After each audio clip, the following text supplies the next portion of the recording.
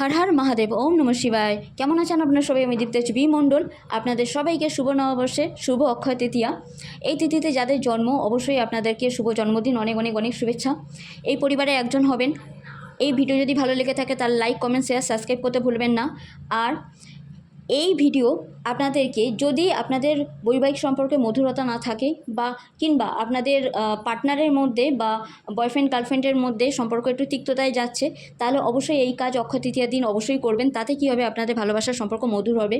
যারা দূরে আছেন তারা কি করবেন, কথাবার্তা খুব মধুরভাবে বলার চেষ্টা করবেন। আর রাধাকৃষ্ণ মন্দিরে বা লক্ষ্মীনারায়ণের কাছে এক শিশি মধু রেখে দেবেন বা মন্দিরে থেকে রেখে আসতে পারেন।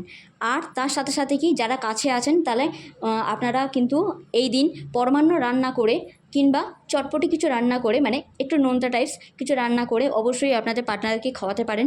এই টাইমে নিজের হাতে রান্না করে খাওয়ানো খুব ভালো হবে, কেয়ার করা খুব ভালো হবে। সকালবেলা উঠেই একই পাত্রে, সেটা হচ্ছে রূপোর যদি কোনো গ্লাস হয় খুব ভালো হবে তার জন্য, যেহেতু অক্ষয় তৃতীয়া। যদি তাও না হয় এমনি কোনো গ্লাসেও চলবে, কাপে চলতে পারে। একই কাপে কিংবা একই গ্লাসে কাঁচা, মানে একটু কাঁচা দুধ নয়, মানে শরবত করে কিংবা চা আপনারা বা কফি করে আপনারা একসাথে খেতে পারেন। এক চুমুক আপনি খেলেন, এক চুমুক আপনার পার্টনার খেলো, এইভাবে খেতে পারেন আপনারা।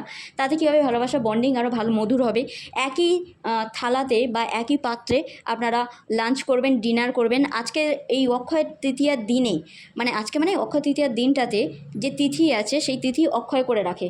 তাই ভেনাস ভেনাস ভেনাস কিংবা ক্লিম ক্লিম কামাখ্যা ক্লিম ক্লিম নামাহা, এই দুটো মন্ত্র ভালোবাসার লাইফের জন্য খুবই পজিটিভ আর খুবই পাওয়ারফুল দুটো মন্ত্র।